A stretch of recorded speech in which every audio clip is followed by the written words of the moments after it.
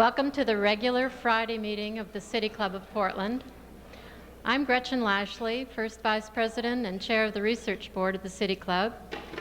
Our first order of business is introduction of new members today.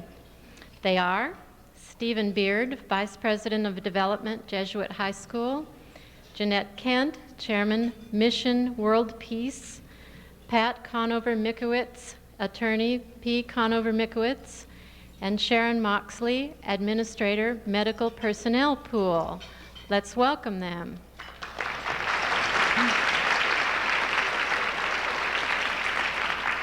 We want to thank our recruiters, Mark Anderson and Bob Wheel. We have a couple of announcements. City Club is co-sponsoring with Portland Future Focus 2 of the town forums at which public comment will be received on important citywide goals. The club co-sponsored the meeting on diversity, which took place Tuesday evening this week. And we are also co-sponsoring the meeting on leadership, which will be held on June 18th from 7 to 9 p.m. at Multnomah Arts Center. Club members are urged to attend this important forum, as well as the other 5 forums related to goals on crime, regional growth, education, and the economy. For more information, call Nancy Hedin, Club Executive Director, or Future Focus staff members Debbie McCabe or Martha Bennett at 796-6990. Now, next Friday, the 21st of June, Mike Ragsdale, Vice President of Grubb & Ellis, and Henry Richmond, Executive Director of 1,000 Friends of Oregon, speaking on the West Side Bypass, Go or Stop. The controversy over the Western Freeway bypass in Washington County is best summed up by the names of the two groups involved. Go, for gridlocked Oregonians, and Stop, for sensible transportation options for people. They oppose the project. Ragsdale, a former Metro councilor and state legislator, will argue that we should go ahead, and Richmond, whose land use watchdog group opposes the bypass, will argue for an alternative solution. Please note, this program will be held in the Benson Hotel, Mayfair Room. Now, today we have as part of our program one of the special events that City Club has long been known for, the presentation of the results of one of our long-term research studies. You, who represent the entire City Club membership, will then have the opportunity to discuss, debate, and vote on the final report and its recommendations. Today's report is Tax Increment Financing in Oregon. 2 years in the making. This report and its recommendations are now ready for your approval. You have all received copies of the report printed in this week's bulletin, and there are copies on your tables. Ann Jarvis, committee chair, will present the report and both the majority and the minority recommendations. Upon completion of her presentation of the majority report, she will move for approval of the majority recommendations. Then, in the absence of the minority spokesman, she will proceed to present the minority recommendations. In this case, for this report, the minority agrees with all of the majority recommendations and includes one additional recommendation. On behalf of the minority, she will then move to substitute the minority recommendation for the previous motion. Now, following Ann's presentation, the meeting will be opened for comments and questions from the City Club members in the audience. Please be reminded that it is club policy that City Club members only will be allowed to speak about the report. Before I introduce our presenters, I want to review the club's bylaws on report votes. You will find copies of the bylaws on your tables. The following motions are allowed. 1, to accept or reject individual report recommendations. 2, to postpone consideration or further consideration to a subsequent meeting, a debatable motion requiring a 2/3 majority for adoption. And 3, to postpone consideration of the report indefinitely, which also requires a 2/3 majority vote. A motion to table and any other motion which would delay consideration of the main motion beyond this meeting is not in order. Randall Kester, partner with Cosgrave, Vergier, Kester Attorneys, and former City Club president, will serve as the parliamentarian for the debate today. Now I would like to introduce Ann Jarvis, who has served as the chair of this study throughout its research process. Ann has been a City Club member for 15 years, has served on many research studies, and is a former treasurer of the Board of Governors. Ann.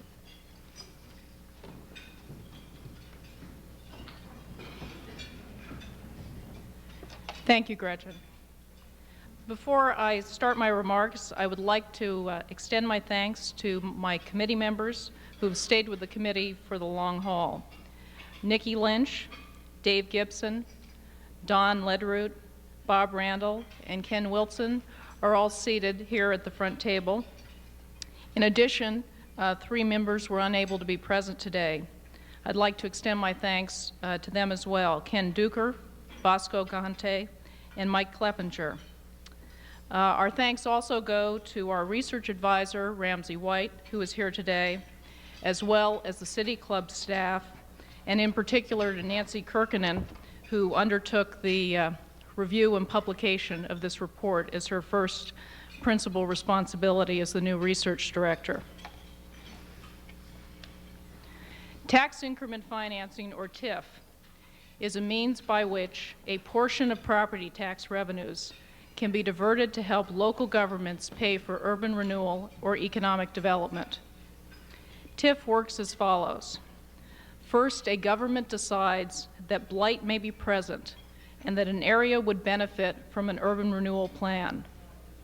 Under changes made by the 1979 legislature, TIF can be used for economic development purposes whether the land within the planned area was previously developed or not.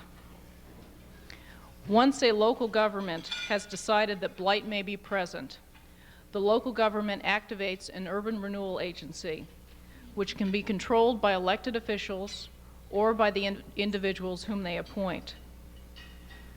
Once activated, the agency must develop a plan which will show, among other things, why renewal activity is appropriate, how the overall renewal activities will be funded from public and private sources, and the role that TIF will play in that funding. Public involvement is statutorily mandated at every stage in the process. These safeguards are summarized in the report. Once a plan is adopted, the assessed value of real property in the plan area is frozen at its then current value for general property tax purposes. When the value of the property in the plan area thereafter increases, the property continues to be assessed at its full market value. In other words, TIF does not involve an abatement of taxes. TIF focuses on the difference between the full market value and the frozen value of the property within the plan area. The property tax revenue that is derived by multiplying this difference by the applicable tax rate, the so-called tax increment, is used to help pay for the plan. For example, tax increment funds might be used to help pay for infrastructure improvements that are needed before an area can be developed. Once the plan has been completed, the full value of the property is returned to the general property tax rolls. TIF has been used extensively in Oregon. For example, the Pioneer Place project, the downtown waterfront urban renewal area, and the Seaside Trails End project have all helped local governments promote economic development and renewal. The use of TIF in these and other cases has also served as a catalyst to bring TIF funds together with other public and private funds. At Pioneer Place, for example, the ratio of private investment dollars to TIF dollars is 6-to-1. Proponents argue that TIF permits beneficial development activities that would not otherwise occur. They further argue that local property taxpayers are benefited when the improved property is returned to the tax rolls. Opponents argue that much the same development would occur anyway, and that the loss of revenue during the freeze period harms local taxpayers. Your committee concluded that TIF has provided and is likely to continue to provide Oregon with significant but-for benefits. In considering this issue, it is necessary to consider not only what might be thought of as strictly bricks and mortar questions, but also aesthetic questions. For example, the Downtown Waterfront Urban Renewal Plan has helped improve access to the Willamette River. There are public benefits to this access that are difficult to quantify. In analyzing the but-for question, your committee has also considered so-called windfall increments. In the case of the Clackamas Town Center development area, for example, development of the shopping center was underway before the renewal district was established. In fact, the renewal district was created to permit the capture of the tax increment from the shopping center so that the surrounding area could be developed. This was necessary because Oregon law does not provide local governments with additional property tax revenue when development occurs. Officials in Clackamas County were able to use the revenues from the windfall increment to help direct the development of adjacent portions of that county. Two members of the committee want to amend the law to require the renewal agency expressly to find that the benefits of particular improvements could not be obtained through any other means without the use of TIF. The 7 other members of your committee declined to go this far because we believe that existing legislation adequately provides against misuse of TIF, because we have not seen any pattern of abuses, and because we are reluctant to impose still another set of requirements on this process. I want to emphasize, however, that our report is unanimous in all other respects, and that our difference on this issue is more one of degree than of kind. All of us want to see TIF used to benefit the larger community and agree that it has been so used in the past. Opponents of TIF argue that it results in insufficient public involvement or in taxation without representation. They note that the result of freezing the value of certain parcels of property can be to shift more of the burden of local government onto other property taxpayers. They further note that this can be done without a vote of the public.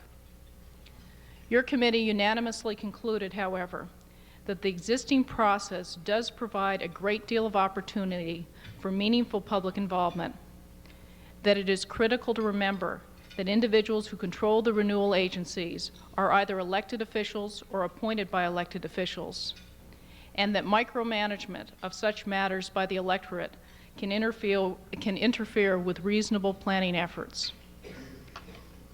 In addition, the argument that local property taxpayers are harmed through the use of TIF is undercut by our finding that TIF produces significant but-for benefits.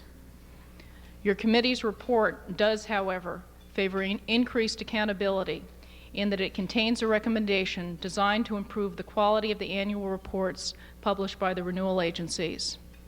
At present, these reports are less useful than they should be. When it first began to be used, roughly 30 years ago, TIF was primarily a means of providing local matching funds to support housing projects. At present, housing is not a component of many renewal plans. We have therefore proposed that the legislature establish a portion of TIF revenues to be set aside for low and moderate income housing, unless the renewal agency expressly finds, after public hearing, that housing would be inappropriate within the particular plan area. The major unknown with respect to the future use of TIF concerns Ballot Measure 5. As you know, Ballot Measure 5 imposes a 1% cap on property taxes for non-school purposes.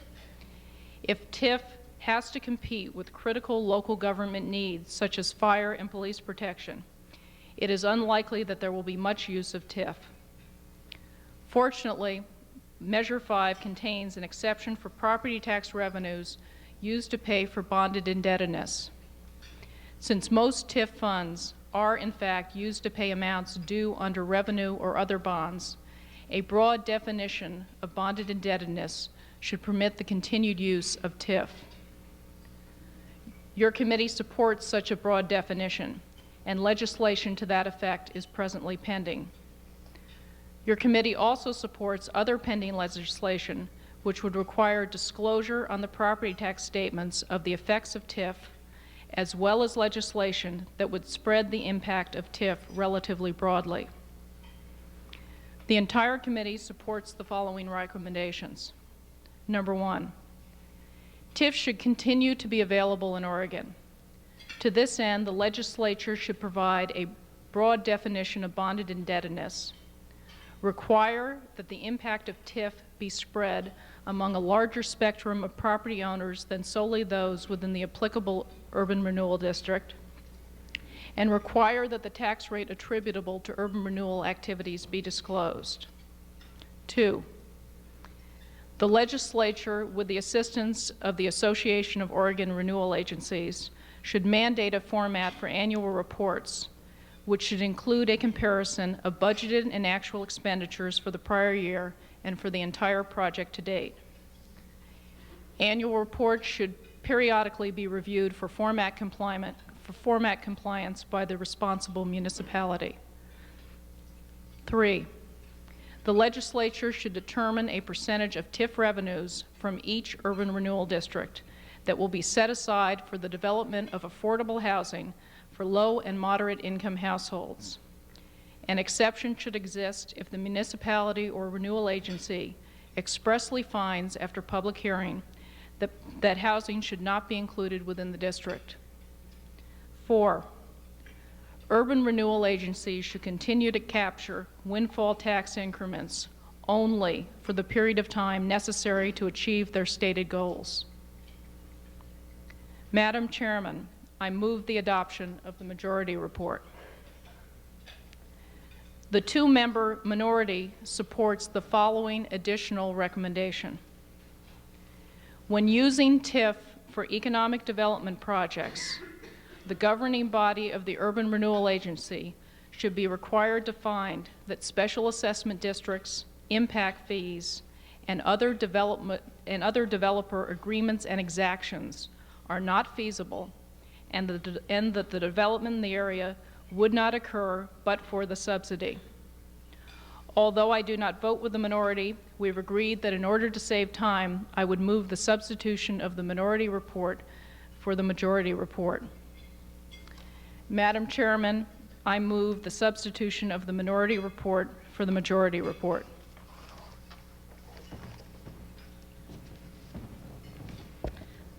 We are now ready to debate the motion to approve the minority report. The microphone to my right is labeled for the minority and the one to my left for the majority. I will try to alternate between the two positions and will first recognize someone favoring the majority. City Club members only may debate the report, and please limit your comments to 2 minutes so that all who want to speak are able. Our timekeeper today is Jackie Harper, who is seated here in front.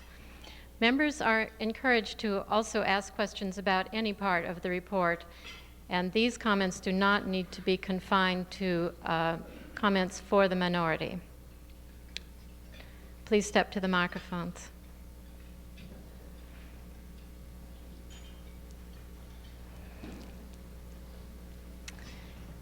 Yes, sir, please state your name. I'm Harry Demarest, a member of the club, and first I would like to commend the club for taking on the study of this highly complex subject. In my opinion, this is the clearest, most intelligible piece of work that's ever been done on this particularly complex subject. I think that the entire state should give a vote of thanks to this committee. As a former president of this club, as chairman for the past 4.5 years of the Portland Development Commission, which for the past 3 decades has used tax increment financing to benefit the citizens of this region, and as a citizen who cares deeply about this city and this state, I strongly urge the adoption of the minority report. This report couldn't come at a better time. I don't think that any fair-minded citizen could debate the benefits that this region has received from tax increment financing. Your chairperson mentioned Pioneer Place, the waterfront project. In addition to that, I would mention the Downtown Housing Preservation Program, which has been a model for this for our nation and has helped to preserve housing for low and no income residents.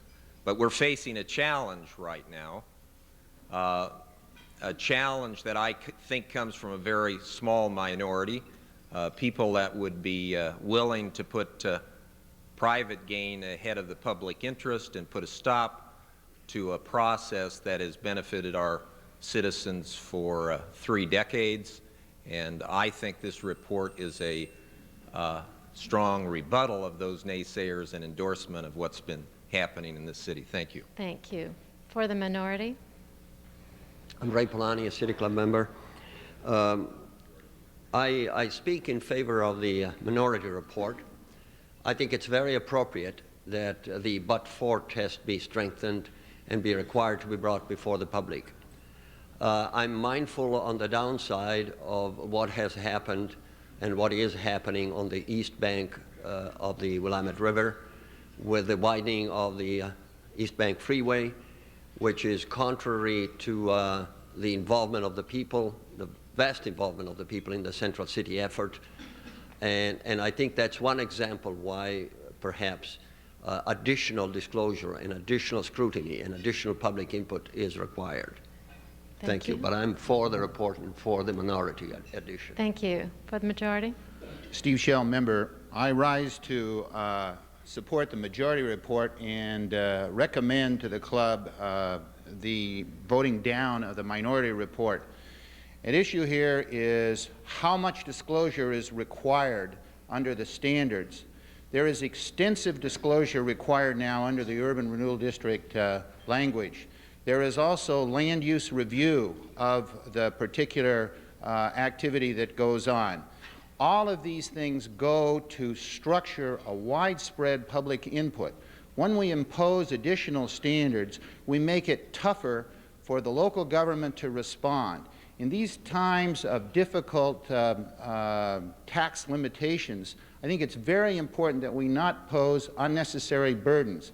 Now, developers do pay development fees. Developers do pay impact fees, yet it's impossible in an area, for instance, as large as the Columbia South Shore, Airport Way, to figure out in advance all of those fees that should be paid. If the minority report is adopted, that would have to be done at the time of the adoption of the particular report. I think that would be a mistake for us to saddle governments in Oregon with that set of requirements. Use the annual plan, use the techniques that are available for review, use the amendment process, but don't saddle the process initially with very difficult conditions. Thank you. Thank you. Next. Nikki Lynch, member and member of the study committee. I really just wish to reiterate the past two things. I think that the minority report just adds a layer of bureaucracy and cost and something that's sort of unquantifiable that will just make it more difficult for TIF to work. And after listening to 2 years of testimony, I can tell you, I feel very convinced that it is working the way it is without making it more expensive and complex. Thank you.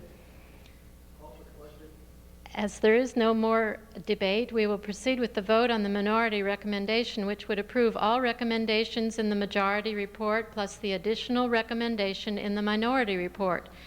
A yes vote is for the substitution of the minority report. Now, will you please signify by raising your pink card if you are in favor of substituting the minority for the majority report?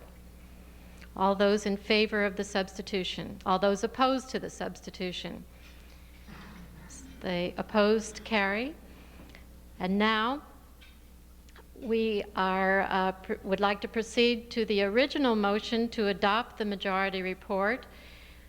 This is now on the floor, and we will entertain any additional debate. Is there any? There being no additional debate, I'd like to see the same show. Pink cards in favor of accepting this report. Please show your pink cards. All those opposed to accepting this report. I think it's unanimous, and we with great gratitude accept the report and the work of this committee, and I wish you'd join me in applauding this committee.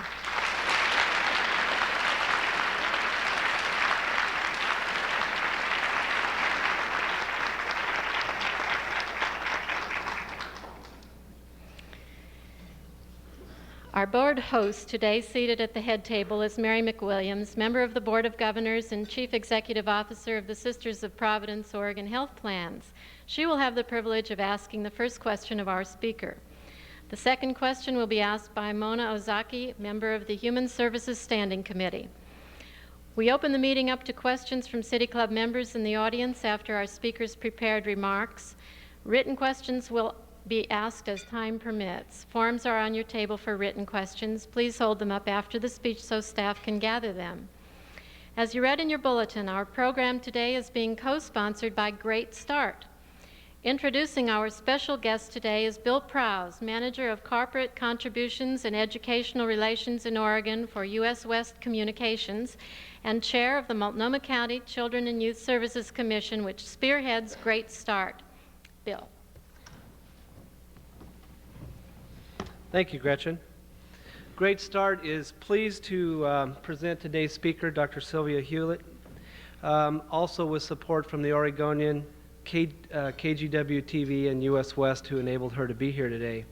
The Great Start program that was put together by many in this county is the local catalyst for investing in youth and promoting the healthy development of children and families. Dr. Hewlett brings a pioneering perspective to an alarming issue that affects each and every one of us, and in fact greatly impacts the prosperity and future of the entire nation. Her presentation, The Cost of Neglecting Our Children, addresses the American crisis of the 1990s. According to Dr. Hewlett, doing what is right by our kids and what is necessary to save our collective skins must come together in the waning years of the 20th century. Dr. Hewlett is an economist and an author. Her latest book, and by the way, it just came out, When the Bough Breaks, The Cost of Neglecting Our Children, is the basis for her speech here today. As an economist, Dr. Hewlett is a former director of the Economic Policy Council and has also served as Vice President for Economic Studies at the United Nations Association. Please join me in welcoming Dr. Sylvia Hewlett.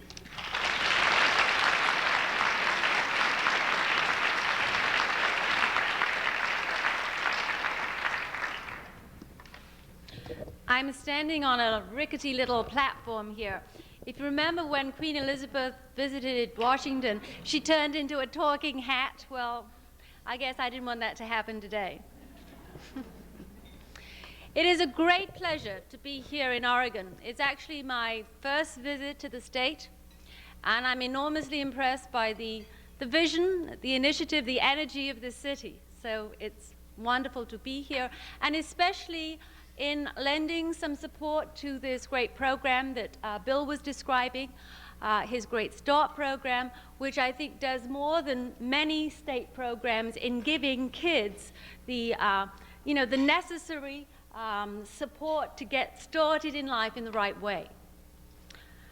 I want to start today with a poem.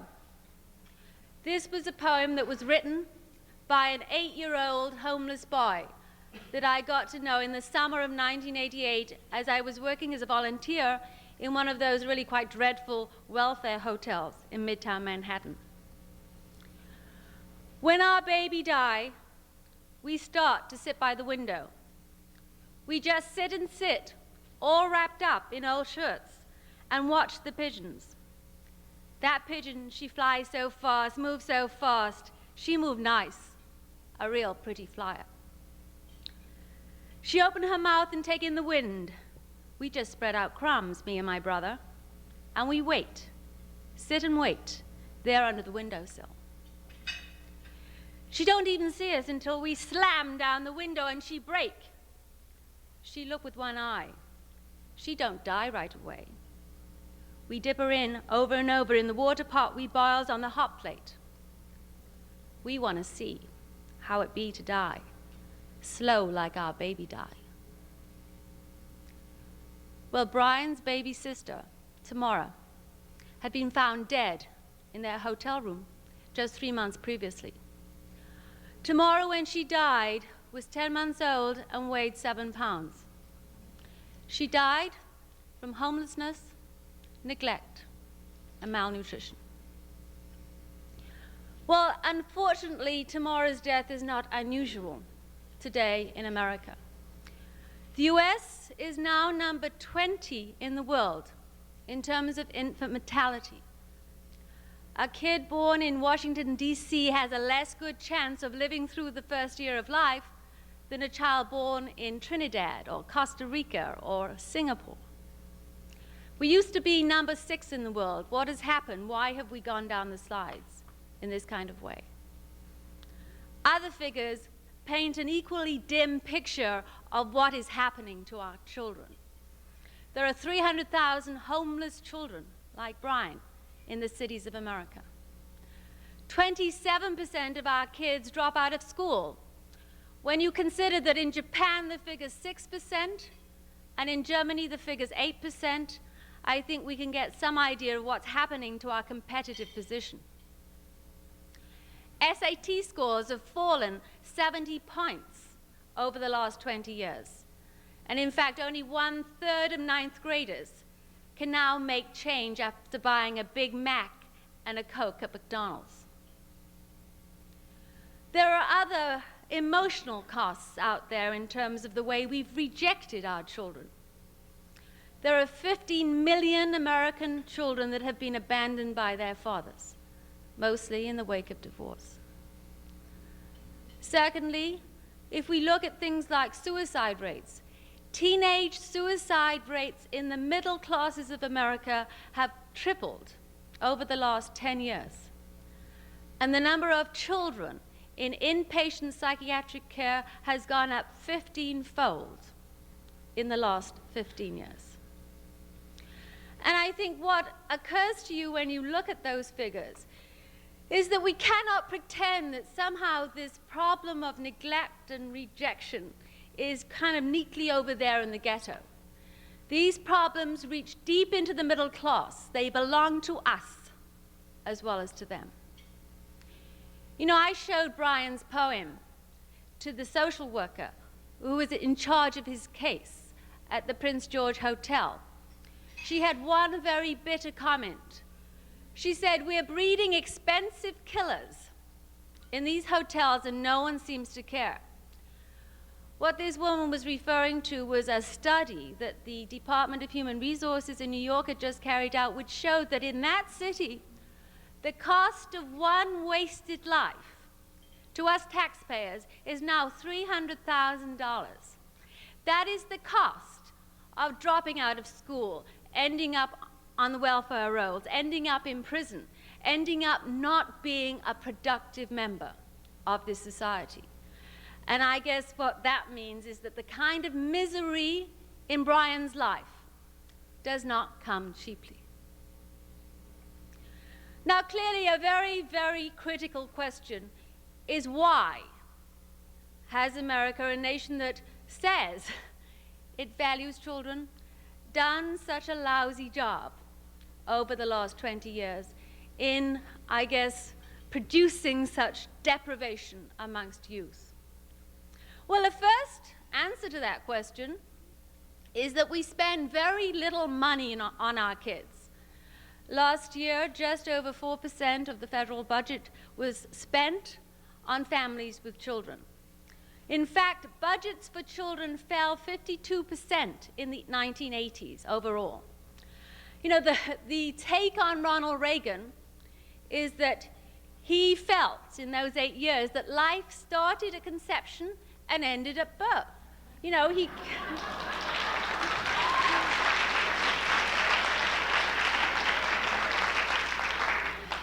seemed to care an awful lot about fetuses, but when it came to real kids, you know, he had a real problem doing anything for them. And I'm not just talking about the fact that at the end of his administration we had 16 million kids without medical coverage, things like, you know, childcare, school lunches, measles vaccines, all kinds of things had been chopped away at. But even middle-class working families found that they were getting no support from government. And let me just give you an example. The parenting leave bill, which has been struggling, you know, in Capitol Hill for now 8 years, was finally vetoed last summer by President Bush. That would have finally given some job protection to parents so that they could actually see their kids when they were newborns. Well, when Bush vetoed this bill, he said that A, it was too expensive, we couldn't afford parenting leave, and secondly, that it was not the role of government to interfere in parenting. Interestingly enough, the day after Bush vetoed that bill, Lawrence Perlman, the CEO of Control Data, which is a high-tech firm in the Midwest, wrote a very, I thought, terrific letter to the Washington Post. He said, "Dear Mr. President, you did not do your homework. Had you crunched the numbers, you could have figured out that this is one of the best investments our nation can make." And then Perlman went on and he presented the figures, which I, you know, also analyze in my book. And what the figures show is that parenting leave is really one of those win-win situations. I mean, it's incredibly good for the kid to actually see a parent for the first critical weeks of life.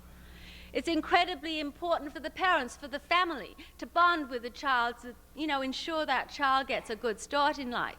But it's also very good for business to create conditions that enable them to hang on to their good workers. When you look into the 1990s, I think what one sees is that the biggest part of our labor pool is working mothers and minorities. Both groups heavily burdened. Both groups will become a revolving door of overburdened workers unless we create conditions that enable them to be productive. Firms like Merck, firms like American Express are increasingly seeing these policies as one that brings down rates of attrition, sends up productivity, and are kind of good for the bottom line in anything like the long run. I'll present a little bit of that data at the end of my talk. I guess what I'm trying to stress here is how short-sighted, how kind of penny-wise and dollar-foolish some of our policies have been over this last decade as we've kind of pulled the rug from under families with children. Now, clearly, the 80s was not a decade where we didn't spend money. You know, we spent money on a lot of things. We spent money on stealth bombers, on S&Ls, and even on social programs. For instance, the amount of money we spent on senior citizens went up 500% in the 1980s. Now, I have absolutely no problem in spending money on the elderly in need. In fact, I would like to do much more for that elderly black woman down the block who is struggling and can't make it. Those 7% of the elderly under the poverty line we do not do a good job by. What I object to is the fact that for those 35 million with income of over $35,000 a year, we subsidize them to the tune of $9,000. What I suggest in my book is that we do a certain taxing of benefits, expect some contribution from those elderly people who have income of over $35,000 a year. And right now, you see, I think we can see that we have very easy access, free access to things like multiple bypass surgery for very prosperous 68-year-olds, whilst we ration and limit things like prenatal care for poor women. And clearly this is a very strange and unwise allocation of resources, because prenatal care is, again, one of those incredibly good investments. It costs $400 to finance, quality prenatal care for a pregnancy, And if you don't spend that money, you can be guaranteed that in 8 or 9 months, you will have a very expensive problem on your hands, as you have high rates of prematurity, lots of low birth weight babies who need to spend time in neonatal clinics racking up costs of about $2,000 a day. So I guess what I'm trying to say is that we are spending over $100 billion on the health care of the elderly population. We should perhaps expect more contributions on that front and devote more of that health dollar to children, who after all are the future. I think, right in the center of our policies is this notion that parenting is some kind of expensive private hobby. That child is seen as, these days, a private choice and surely a private joy. But in my work, what I try and demonstrate is that that child is also a collective responsibility. Because if we don't get those kids off on a good start in life, we will really shoot ourselves in the foot and have a very inferior labor force in the future and a kind of rejected, angry, alienated group of youngsters who really, I think, poison this society in the degree of violence and crime that really obviously spills out of such rejected, angry kids. Well, so resources is part of the problem, and I talk about that at some length in my book, but it is only probably half of the problem. The other half is time. What you find is that when you go to your middle-class child, what that child yearns for more than anything is a little more of the parental time and attention. The amount of time that parents actually spend with their children has fallen 40% over the last 2 decades. Why is that? Well, I think the reasons are fairly obvious. For starters, many more mothers are at work, most of them for reasons of economic necessity.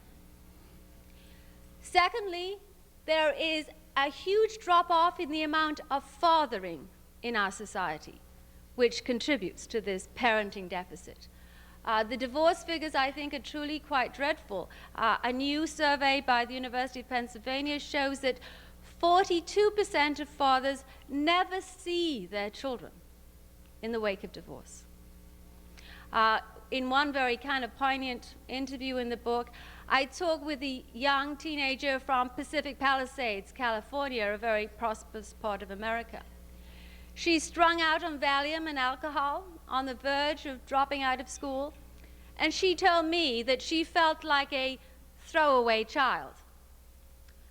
She hasn't seen her divorced father in 7 years, and her mother's working a 60-hour week trying to make it in a desperately competitive job market.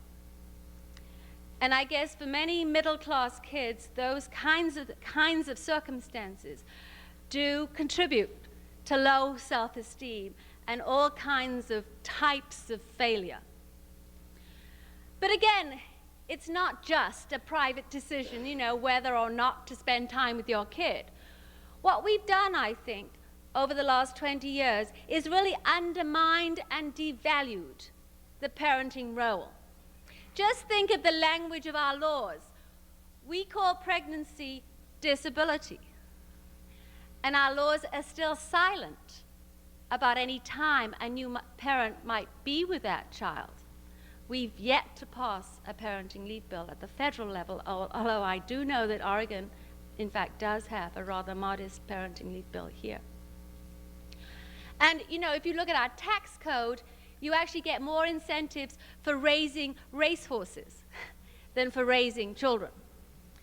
And what I suggest, again, is a package of measures which gives dignity, respect, and value to the parenting enterprise, so that we are given, I guess, some status, some support, and some real bolstering in this very hard activity as all of us try and balance our lives between the conflicts of earning that living and bringing up the kids.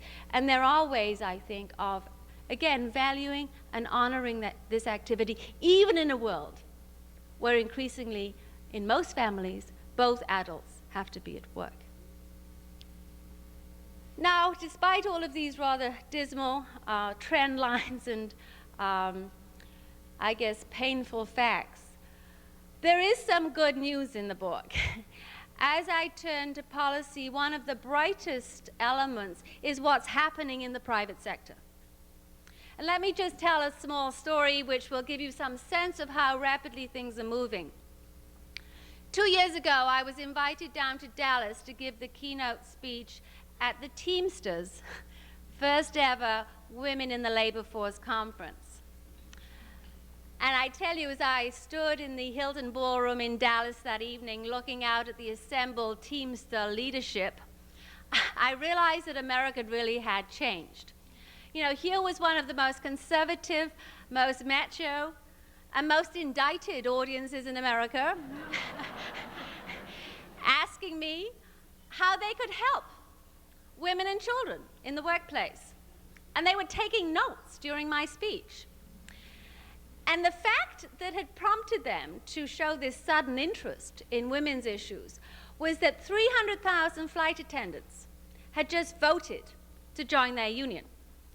And they knew that unless they got up to speed real quick on things like, you know, parenting leave and flex time, these very intelligent, demanding women would vote with their feet and, you know, go find someone who would go bat for their interests. And what the Teamsters knew is that if you look at the demographics of the 90s, the name of the game is working women and minorities, and unless they attract this kind of membership, they will become history. Of all incoming workers between 1990 and the year 2000, only 10% will be white males. You know, it's a kind of endangered species in some ways. Everyone else are these overburdened working women and minority groups. And Jackie Presser, you know, after all, not a very enlightened man, said, you know, we have to learn to look out for women and their children because they are the workforce of the future. And I think you can see this kind of dynamic going right through corporate America. And again, I'll just give one example. Corning Glass, which is a very traditional family firm in upstate New York, invited me in last year again to give some advice on work and family issues. And it was the first time that they had really looked hard at any of these issues. But what had happened at Corning was symptomatic of what's happening right around America. Over the last just 8 years, the number of women working at Corning has doubled.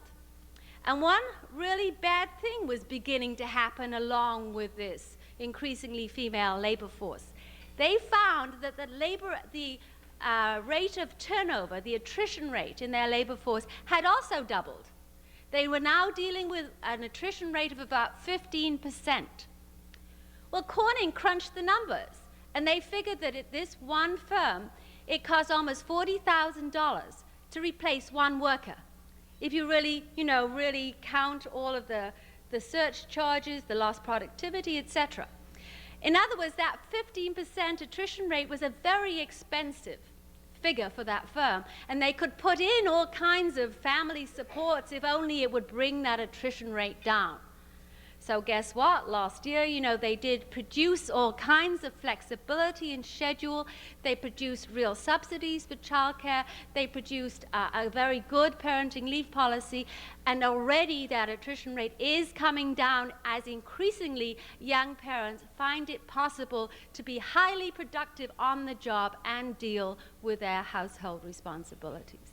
They also found that their absenteeism rate went down and, you know, morale went up and all of those good things. Well, again, it is just one example. I have all kinds of examples right across corporate America as to how the changing face of the workforce is finally empowering for families. It's giving us a little leverage. It's giving us a way of asking for these benefits and for this flexibility without it looking or being any kind of handout. It really is good for everyone. And I guess I just wanted to add that increasingly firms are finding that parents want the gift of time, not just benefits. American Express, for instance, has found that its compressed work weeks, its job sharing arrangements, and increasingly its very flexible hours are even more popular than their supports for things like childcare. And again, I suggest that that is an area where, you know, imagination and a real appreciation of what the facts of life are in this next decade will produce, I think, very fast momentum in the corporate community. Now, obviously, if the private sector is moving rapidly, and there have been a tenfold increase in the number of firms with these kinds of policies just over the last 4 years, does this mean that we can push our government, you know, in the right direction? Because clearly with the president that vetoed a parenting leave bill just, you know, 11 months ago, we might not think that there's a whole lot of hope there. Well, you know, interestingly enough, I think that over the next little while, there will be a whole lot of pressure in Washington to really move on this front. And some of the energy is actually coming from the private sector, even on the public policy issues. IBM, for instance, just allocated several $1 million to lobby for Head Start. Why? I mean, why should IBM interested in Head Start? I guess what's really kind of the writing on the wall for any business leader who looks into the future is that human capital is where the competitive struggle is going to be over the next 20 or 30 years. You know, 80 years ago, the factor of production that was scarce was capital. That is the thing that gave firms their edge. 30 years ago, 20 years ago, it was probably technology. But you go to talk to any German or Japanese entrepreneur, or if you talk to IBM, they see people, human capital, as the great kind of competitive strength into the future, because the fact is, every other factor of production, whether it be capital or technology, can be moved around at will these days. The only thing that a firm really has that is its own, the only thing that a nation has that is its own, is its people. And right now, we have a deteriorating workforce.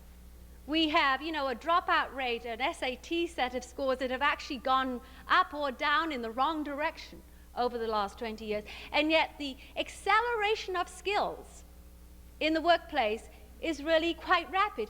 Every 5 years, the average amount of schooling you need to be employable in this economy goes up 1 year. By the mid-90s, the average job will need 2 years of college. So I guess what I'm suggesting, that we can't forget about that 1/3 of this generation that is being cast aside, that it will come back to haunt us as we fail to find the workers that will produce America's competitive edge into next century. Because, you know, we're not just facing declining skills and accelerating skill needs in our economy, we're also facing a shrinking labor force. The baby boom generation is aging, and we'll have 2 million fewer workers coming into the labor market this decade than last. And I guess what I'm trying to say is that we can turn this demographic imperative into good news for families, because it is empowering. It does mean that anyone who's interested in the economic vitality of an individual firm or of the nation has to care about what we are doing to our children and how well prepared they are for the world of work. Let me just move on to something else which I think is also a very powerful reason for why we might finally move on this front as we head to the end of the century. Remember the wilding in Central Park a couple of years back, when the investment banker was almost killed by a wolf pack of marauding teenagers? Well, that year, there were actually 761 wolf pack attacks in New York City. 3/4 of them committed by kids, people under 18 years old. And New York is now the 13th most violent city in America. It's no longer anywhere near the top of that list. And I guess what I saw in Bryan at that hotel in Midtown was this connection between deprived, rejected, enraged children and violence. Bryan was already not going to school. He was already on the streets. He was already killing pigeons. And as we buy our security system and, figure out that it's no longer safe to go jogging or look at the moon, I think we have to recognize that it's not just dollars and cents. It's not just our competitive position. It is the integrity and coherence of our society that we're talking about.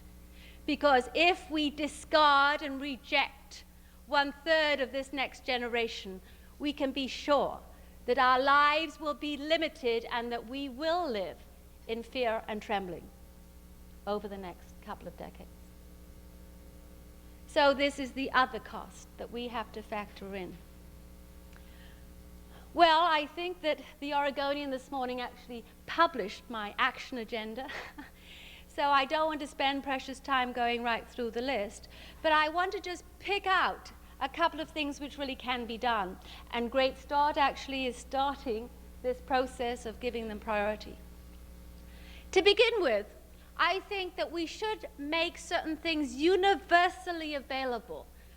Things like parenting leave and prenatal care not only make sure that kids are born on time and whole, but they give a signal to parents that we do value our parents, we do cherish our children, and we are a nation that encourages individuals to actually give priority, to these activities. But I also think that there is a short list of highly cost-effective programs that we can encourage both the private sector and government to actually take up and push, because they do have such a track record of being wise investments in anything like the long run. Head Start is an awfully good example. Bush made a big fuss last year about actually seeing that as a useful program, but we're only up to covering 25% of youngsters. There's another 75 who are not covered, and yet everyone knows that if a youngster has that kind of enriched program at ages 3 and 4, he has a 50 or 80% chance of not ending up in prison but in the workforce. So what I'm suggesting is that we do know how to do it. There are programs that are highly cost-effective that I do recommend. And a third thing I want to stress is that parents do need the gift of time as well as benefits. We have technology that create at-home options in the workforce. We do have something called job sharing and flex time, which can make a whole lot of difference to how adults are able to balance their lives. There's no way in which we can go back to the 50s. We have to reinvent a way of being supportive of families in a world where both parents are out there earning a living. And finally, I think we have to be prepared to link up with those kids that really are on the brink. There is really a whole role for volunteerism. A bureaucracy cannot comfort the shuddering body of a cracked baby. A bureaucracy cannot mentor a throwaway child who is dropping out of school. For that, you really need people. And I guess what I suggest is that we have, in a sense, in our very busy lives, forgotten how important that can be. And I particularly feel that there should be a connection between senior citizens and kids in our society that we push a little more vigorously, because, quite frankly, seniors are the only group right now that have a certain richness in time, which perhaps can be used to fill some of the deficits I've been talking about. A final word on what this children's perspective means for men and women. Am I pitting the interests of children against those of the mother? Am I suggesting that we will be sacrificing for them Let me just, I guess, spin out a few thoughts which show how undivisive, how, I guess, bringing together some of these policies really are. Let's take something real simple, like family supports for working parents. You know what happens to women's earning power in this society when they have kids? Horrible things. If you take a 27-year-old American woman these days, she looks pretty good. Whether she's a lawyer or a bus driver, she's earning about 85% of the male wage. We've done a lot at the beginning of the career to close that wage gap. Take that same woman, age 40, with 2 kids, working full-time. She's now earning 46% of the male wage. Why? Well, what's happened to that woman is that she's paid this huge price for her children.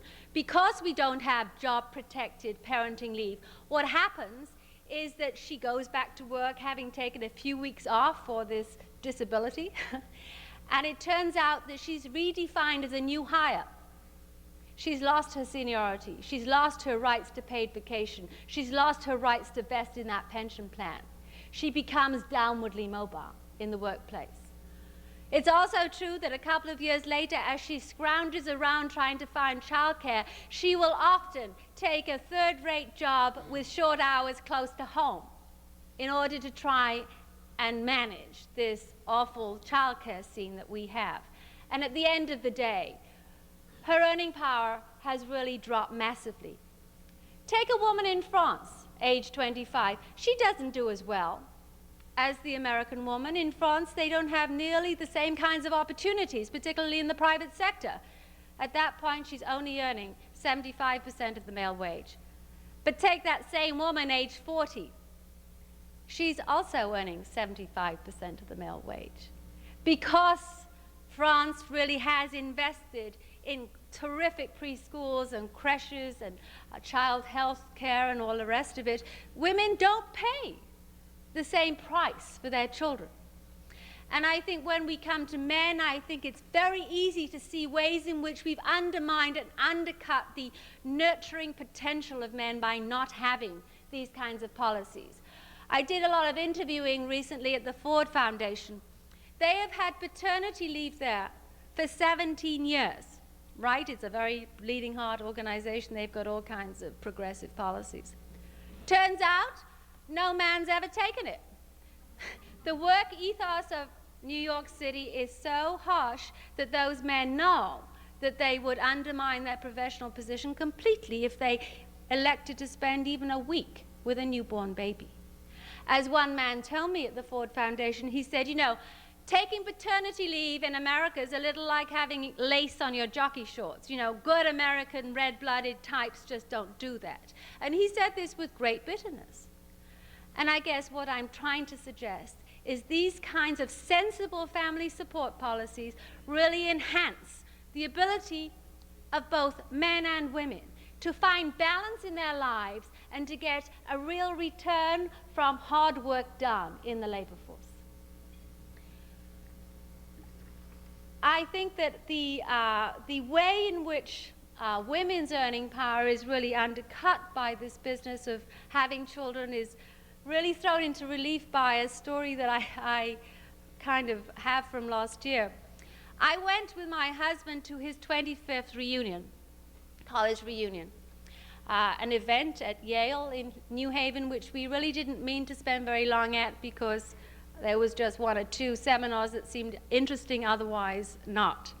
But they ran a survey at this reunion as to what these men, and clearly the men that went to Yale in the 60s were very much going to a single-sex institution, what they were earning 25 years later. It turned out that 1/4 of a century into their kind of earning lives, those men were doing rather well. The average earning power was $185,000 a year. You didn't turn up to your Yale reunion unless you were doing pretty well out there in the Now, they also did a survey as to what the women were doing. Wife number 1 and wife number 2, because these Yale men had, you know, divorced and remarried rather frequently. Turned out that the average earnings of the spouses at this reunion was just $11,000 a year. Now, even I, with my rather jaundiced view of what women earn in midlife, was rather surprised by that figure, and I went to look at the questionnaires to see if they'd gotten their figures right. It turned out they had included 1 or 2 part-time workers, but they had not included the women who were at home. So I then went and interviewed these women to find out, why they were doing so horribly out there in the labor market. It turned out that they had taken out of their careers an average of about 9 years as they raised their 3.1 children. It was actually, a lot of kids in this group.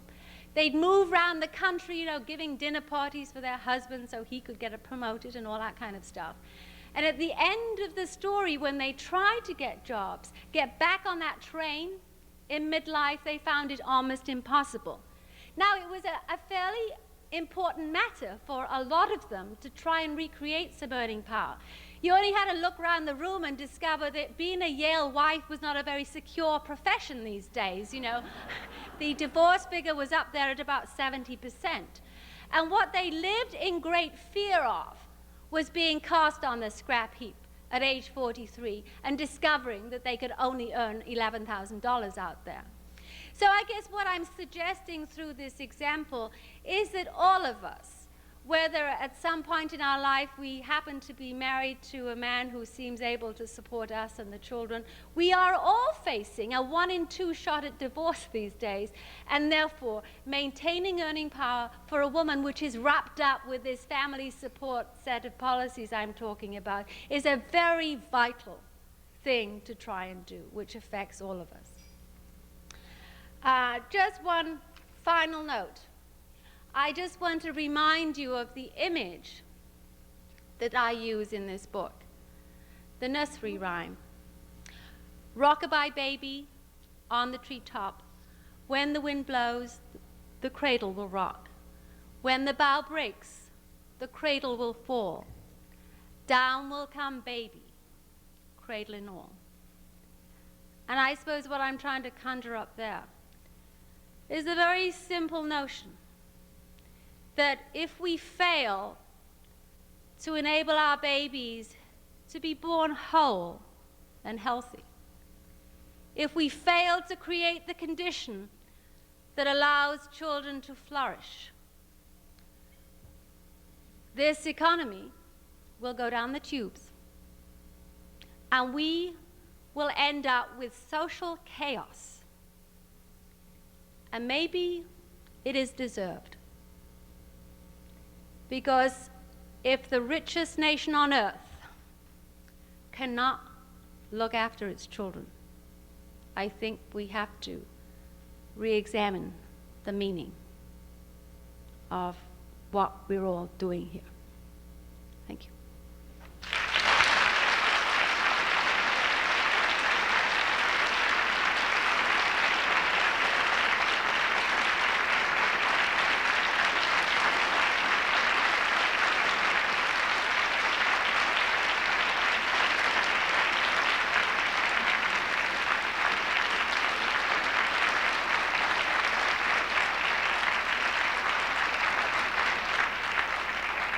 Mary McWilliams has the first question.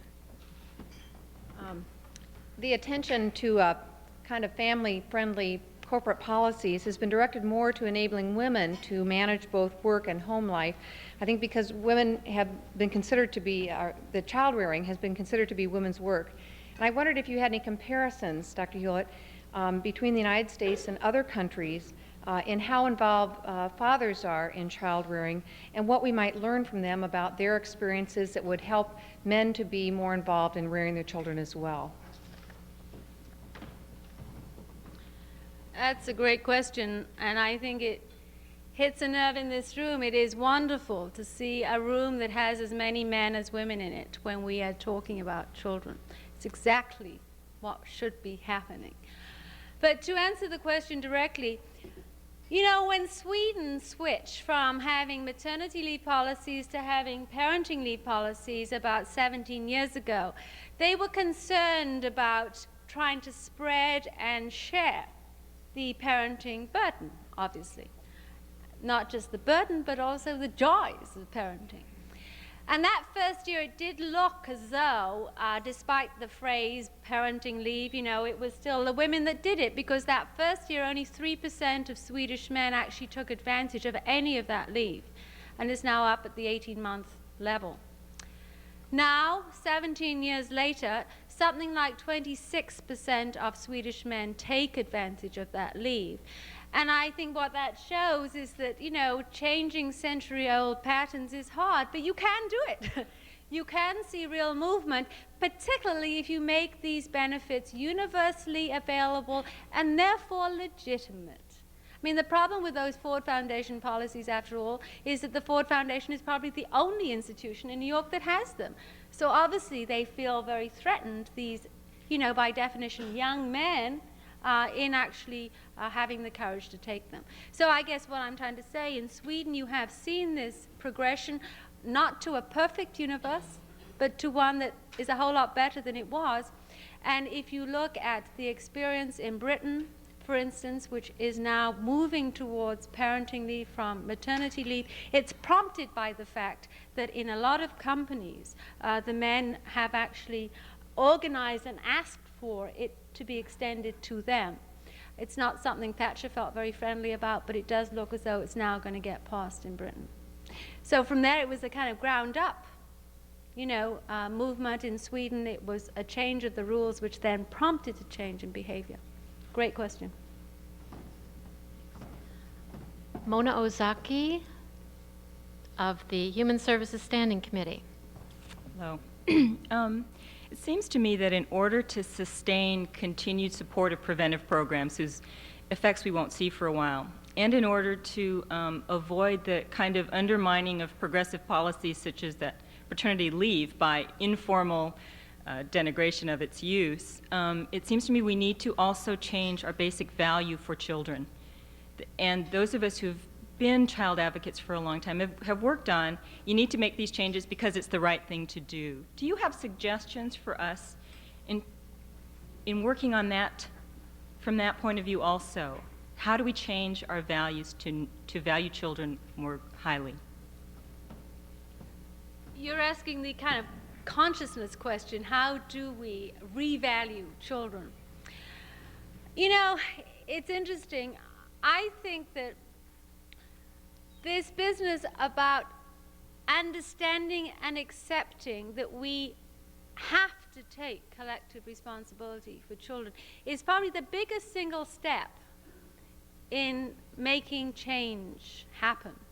Because, you know, the bundle of specific policies are well known. You know, this is not an esoteric field. It is, you know, a set of things which are widely accepted as being things that really, you know, change the welfare picture. And this consciousness is a very key question. I guess what my drumbeat all the time is that there are three ways in which child neglect will boomerang and haunt you. Firstly, the kind of neglect we have is incredibly expensive. Think of what we spend on prisons or, you know, any of the pickup operations we have out there. The cost of one wasted life is $300,000. I mean, let's just hang on to that figure. Secondly, our whole business life will be compromised if we can't bring that dropout rate down, if we can't you know, create a well-prepared labor force, and that's going to affect everyone's paycheck. And finally, there is this point around social chaos. If a nation has a homicide rate which is 36 times higher than Europe or Japan or even Canada, and a homicide rate which is quintupled in 15 years, we know we're in trouble, especially since 60% of all homicide are committed by people under 21. I mean, the reason for this avalanche of violence is because we have kids like Brian in our society who we have thrown away. And again, to make that connection between violence and, you know, rage and child neglect. I think that kind of link is not generally made. We kind of, we all live in ghettos and we try and screen this stuff out. But I think if you can really demonstrate the link between the bitter harvest, if you like, of this kind of neglect, how it has to compromise your life, I think one makes some progress in terms of taking collective responsibility, not just for your own kids, giving them more priority, but for the black and the brown kids, for the kids that we try very hard not to identify with in this society. Does any other member have a question of Dr. Hewlett? Thank you very much for your attention, and thank you, Dr. Hewlett. We'll see you at the bench.